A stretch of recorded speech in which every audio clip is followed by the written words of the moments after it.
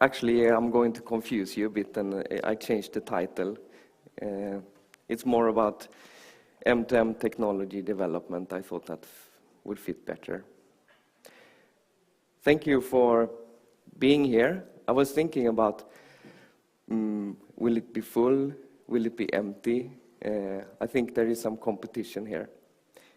Anyway, I'm really happy to see you here, and wonder how many of you are from Sweden here? So it's a pretty local event. I work in Ericsson. I'm in charge of what is called system area machine to machine. It means I work end to end with end-to-end issues on a system level. I work a lot externally with external companies, and I try to do things which we don't cover in our product development. I also work together with our different business units and also with the group function, which is within technology, and it's also research. I'm going to go through some of our experiences, what we have found during the time. You may have heard about the 50 billion program, something that Ericsson announced as a vision. There will be 50 billion connected devices, some findings there, and then a bit what we do in research as well. First, I start with our vision. As I mentioned, the 50 billion. There will be 50 billion devices connected, and you can already see today what you have in your home. You probably have more than 10 connected things in your home, in your car, on your body, and so on. And it's not only that we connect our phones and people, but we are now also looking into how we connect the machines as well. And we see that anything that benefits from being connected will be connected, and it creates a lot of innovation when we do so. A few of the enablers which are really, really important is the mobility, broadband, and the cloud. Having those three things, innovation will automatically start. And the innovation is driven from not only one area, but from several areas, from the society, from the people, and from the business as well. And this is happening at the same time. It's not only driven from one end, and it multiplies. People, for example, it's not only professional people, it's also the kids. I think it was 2 years ago, soon 3 years ago, I came to Sweden. I have been living abroad. We were in the car with my daughter. She had bought this iPad with a Wi-Fi connection at home. We went out in the car. She was playing some kind of internet game, and suddenly she said, "Daddy, I cannot play anymore." Yeah, because you lost the connectivity. You don't have Wi-Fi in the car. And then she said, "Why?" Yeah, then you start wondering why. Why shouldn't you have that? So it's not only from technology, from business, the industry, it's also from what people are used to. I mean, you're used to have connectivity everywhere. Going into some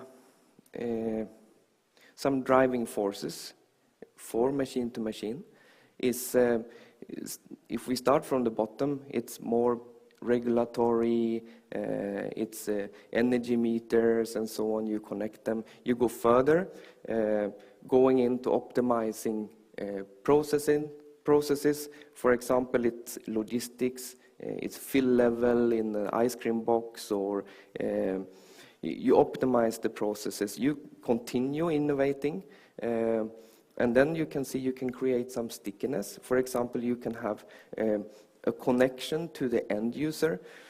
A car dealer, for example, a car manufacturer today, they don't necessarily have a direct connection with the end user. But if you create the program, then you can have a connection with the end user, and then you can say, for example, you have to change oil or do some maintenance. Then you can control, where does this car go? Does it go to the competitor place, or does it go to your place to do the service, for example? And then innovation doesn't stop. I mean, it continues. Then you can improve the offerings you already have.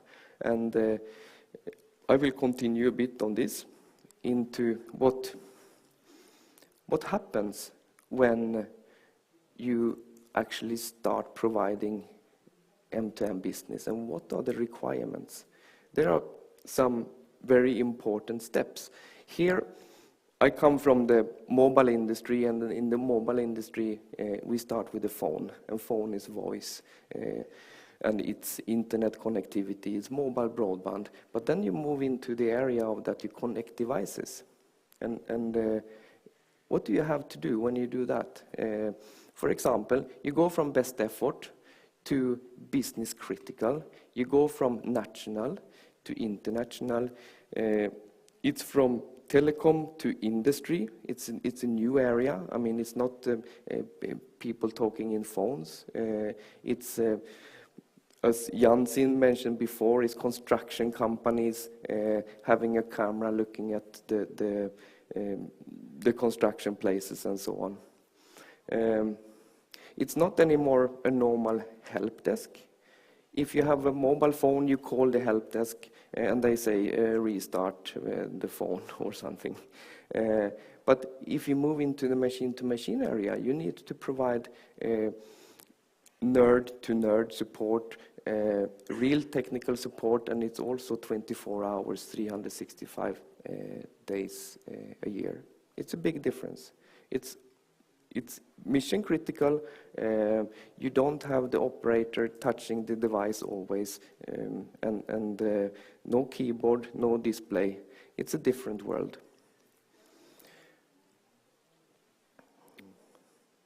When working in our 50 billion program, we did some system study, and it's several hundreds of pages and so on, and I have compressed this into one page. So this is some findings. This is what I call the top areas of machine-to-machine today, but it's today. And since there are developers creating new things, this will not look the same tomorrow, I hope. One of the areas is access. Access is not only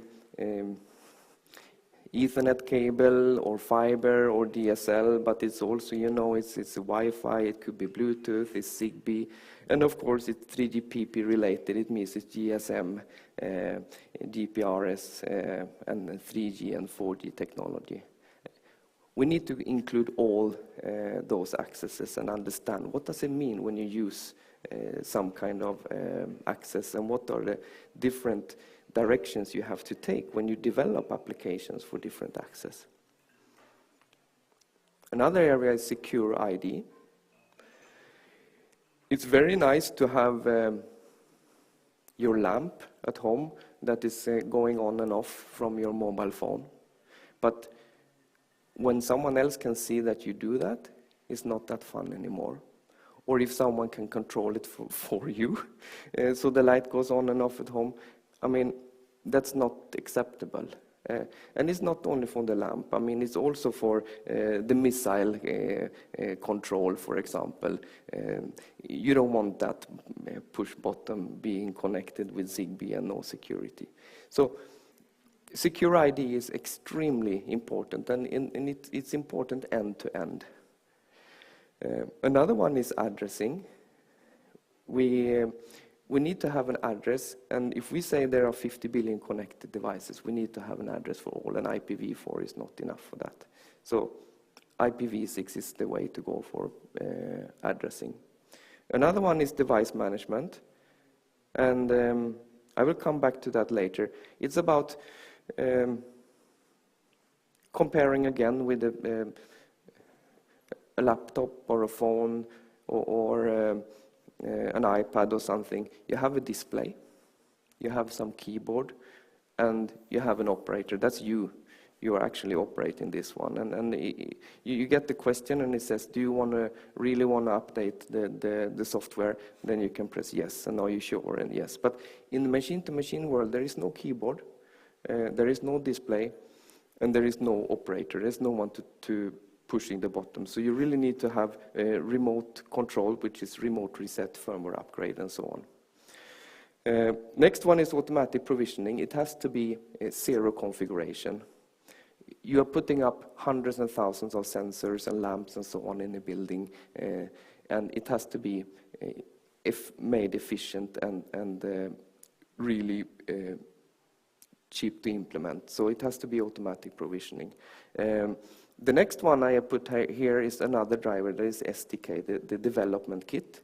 In order to start, I heard earlier presentations where using Raspberry Pi, for example, it's opening up really for the developments to be creative and innovative and so on.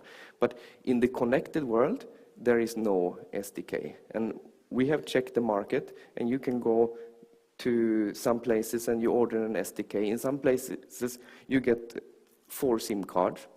Another one, you get the box. But what you really need is connectivity with the SIM card, a subscription, you need a modem, you need the device needs software, you need the cloud service, and you need an account for that cloud service to start getting going. Those doesn't exist today, believe me. But I want to see them. I would be really happy to see them. All this is driven by pain points and CapEx and OpEx. I mean, it's about cost. If cost goes down, the volumes will go up. And I would like to see the volumes to go up. Examples of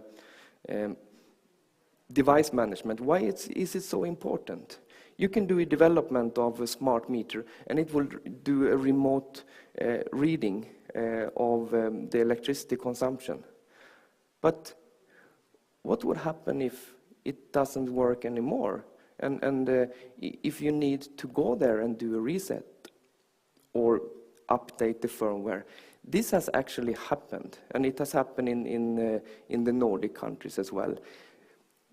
When you develop the business model and for this project, you have to calculate on these things, but it's very difficult. You don't know it's going to happen. But I mean, what would be the cost? I mean, the cost here would be that you have a guy spending a number of hours per device, including the travel cost and so on. If you have remote device management, then you can minimize these kind of extra costs. So it's very important. Another thing, when you develop applications for cellular connected devices, you have to think about it's not the cable anymore, it's radio, and the radio resources are limited. And there are other things you have to think about. Maybe there are some delays and so on, but resources is one thing. You have battery life probably, and you maybe have a cost. You have an agreement with the operator. You pay with maybe per byte or per minute, or there's always a cost because there is a limited resource. You have to think about that when you do development. I can probably talk about this a whole day, and I will not. So I will take one example. Here in Ericsson, we have something called Smartphone Lab. And in Smartphone Lab, we have created that because we have seen that the development on mobile phones is made in the same way as you do on the internet. And you don't take into the consideration that it's not the cable anymore. And then we invite operating system developers, phone developers to this lab to do some testing. And then we hope that we can get feedback and guidelines how to develop applications. In this case, it's YouTube video streaming, and we have one OS A and OS B, and you can see the behavior on the network. It is showing the network load in terms of throughput during a certain time. And you can see there is a different behavior, and you may wonder, yeah, okay, it's the same number of data in total, but in time it looks a bit different. So what really happens here is something in the background, that the mobile network is optimized for a certain way of communication. It has to be, because, as I said before, it's a limited resources. So if you look in the background, you can see the signaling here is going up and down in different stages. So in this case, the lower case, you have a lot of load in terms of signaling, and which is not good for the operator, which in turn is not good for the end user as well. But with some easy guidelines, you can learn how to make a more efficient development, which is specifically for mobile network. Another one, which you may not know about, is that you download a free application. For example, the application comes with some advertising. And here we have one example only, but it looks fairly the same, or the effect is fairly the same. One application is the one you buy, and the other one is free, but the free one comes with advertising. So what would happen? It's a lot of more signaling on the network, on the mobile network. And what would be the effect then? Yeah, first of all, if you do more signaling and send more data, you would consume more battery, and the battery life of your device will be shorter. So you can play shorter time, or whatever you do, shorter time. The other one is the network signaling. It's affecting the network, and if it affects the network, it affects how many can do the same thing at the same time in the mobile network, and that would in turn somehow affect the price. And that goes also for the data usage. I mean, 161 times the data usage for two applications. One is free, but I mean, is it really free? In the long term, it's not. I mean, something to think about anyway. Now I will move into how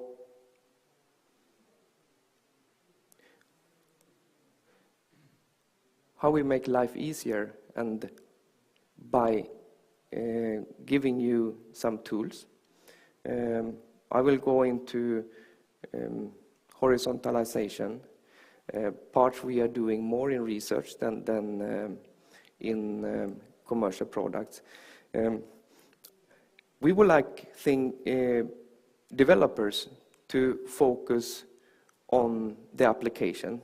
There is a lot of development going on in the machine-to-machine world, where you do the applications from the base, and then there is one case, one application, then you do the next one, and you do the development from the beginning again. But by putting up some different layers, you can have enablement for different radio protocols, for different legacy devices and so on, into putting knowledge, for example. Okay, we have the base, but then you add some basic knowledge. If you have the basic knowledge here, then you can make decisions, and those decisions, you add intelligence, and if you have intelligence, then you can have machine learning, for example. If you have machine learning, you focus on the use cases. Machine learning could, for example, be you have this thermostat switch in your home, and it's checking your behavior. On Mondays, you're doing workout, so you don't want to have so warm in your home. And then you make it higher and lower, and after some time, it would learn, so you don't need to touch the thermostat anymore. That's one type of machine learning. A few words on what is Internet of Things then? Going back to what I said before, I mean, doing one application for each implementation. There is one way to do it, but if you're really going to press the price down, then you cannot work with stovepipes anymore. You need to do horizontal implementation. You need to add service enablement. That I will come to in a while as well. So using standard, using horizontalization will bring you into the Internet of Things.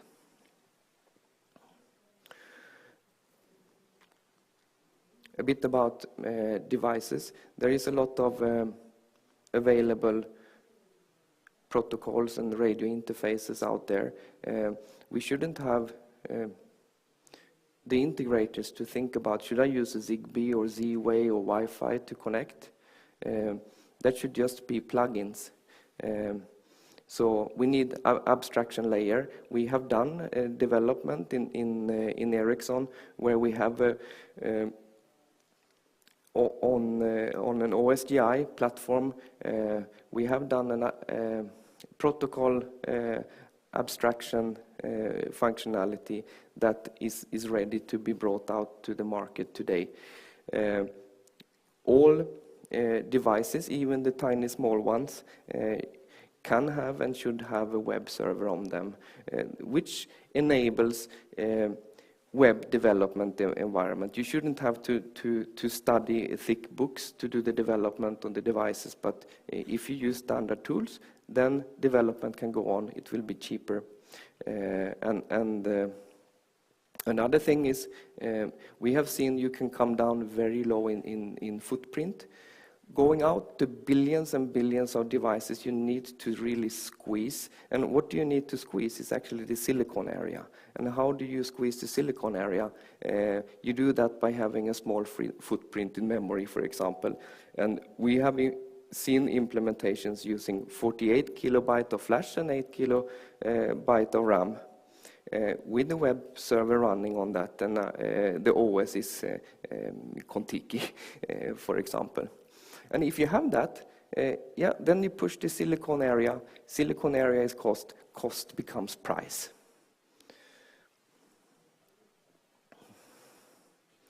You also need to look into the value chain. And I mentioned service enablement before. Look into the different layers you have, starting from the devices. I think I have mentioned some about the devices. Then you have a connectivity. And then you have something called service enablement. What is service enablement? Yeah, service enablement is service enablement and is application enablement. That is the horizontalization of what you do again and again. But you shouldn't really have to do that thing again and again. So that's why you put the layer called service enablement. You can see another thing here. If you're looking where the money is in the industry, it is basically not in making the devices or the connectivity, but it's in the application and the service enablement. That's where the market will grow and the money will grow.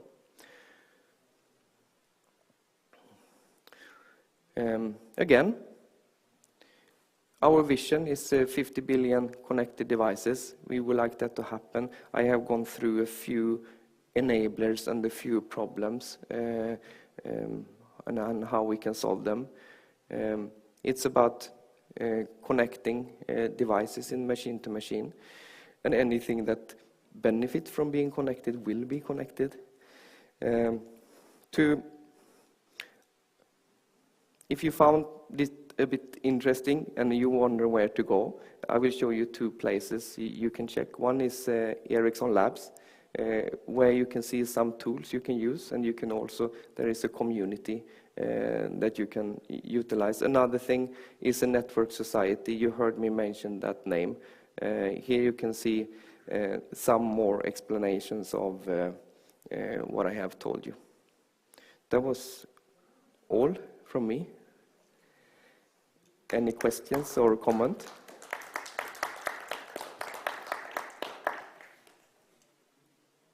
I have a question actually. You talked about the SDK, and yeah. How much involvement does Ericsson have in this? Are it something that you're working on, or? Yeah, actually we do, and The thing is not that it's our core development, but in order to make things happen, we need to be involved in the industry, and there the minimum thing you can do is to see what's out there. And for me, this SDK is actually the whole package. If you get the whole package, then you can start development and you can start innovation. So what we have done is that we have had a team doing an investigation of what is available on the market, and they have also put something together. It will not be something we will bring to the market, but it's typically something that we can reuse when we support our customers. So that's how far we will take that.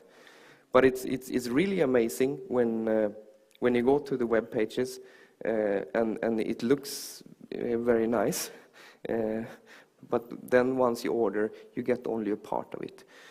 The other way is that I talk with some distributors who try to help machine-to-machine developers. First of all, they tell me there are 40,000 companies in Europe only integrating these machine-to-machine devices. So it's a long tail. But then they tell me that, okay, we need to source from 10 companies to make an M2M device. Imagine when they come to the antenna, there is no energy left. I mean, if it's black in one end and gold in the other, who cares? I mean, that's enough. So I think it's really good to have a good SDK. It's getting better, and like I said, it's the important areas of today. It will be better, but it's not there yet. It's a long answer, but I hope it answers your question.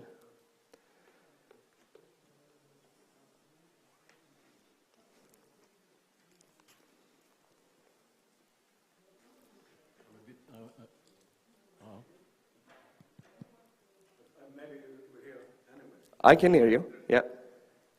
We are talking about the SDK, and I was a bit confused about that, because for me as a developer, SDK is done on the device and in app. And I think you mean that the SDK should have solutions for the device management and the connectivity that you have. Is that I think it's an excellent question, and of course, this is a forum for Java development. I'm really happy you asked the question. I mean, the question is, what is actually the SDK? And it's a system development kit, and within the system development kit, you would also need the SDK for certain environments. But when I say SDK, I include all the parts you need to do to make a complete solution. So it's a system development kit. Then there's another question. Where is Ericsson? Where do Ericsson have a position to grab the market? So in relation with the SDK, Ericsson provides managed connectivity solution to the operators. So the operators are our customers. And the commercial product is called DCP, is Device Connection Platform, and it provides stability, reliability, and wholesale. And what does it mean with wholesale, for example, is that in machine-to-machine, you don't order one SIM card to one phone and put it into the phone in the shop. You would like to order 10,000 or 100,000 SIM cards, for example, or subscriptions.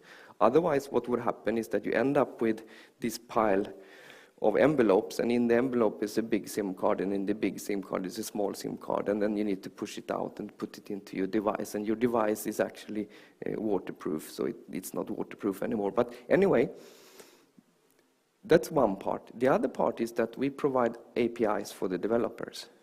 So for the cloud services and also for the devices, this managed connectivity, we provide APIs. And also as I mentioned, application enablement and service enablement is APIs for the developers that we provide. Did you say those APIs are based on OSGI? And I mean, what I showed you was this development we had done on the gateway, and there they are, yes. What type of services are you enabling on the gateway? I mean, on the gateway, and that is a research project, and the service is actually straight to the devices. So it's a stupid device, if I may use that word. And then you have the sockets to each of the sensors or the actuators. So it's a lamp on, lamp off, and it's reading the switch if the switch is open or closed, and so on, temperature. So in that case, it's a quite simple one. If we move up in device connection platform, for example, which is the product we put in the operator's network, then the features would be, for example, set a limit for how many SMSs is sent every day, or that kind of features. So it varies. But please go to the web pages, and you can find hopefully interesting things. Thank you, Jan. Okay, thanks a lot.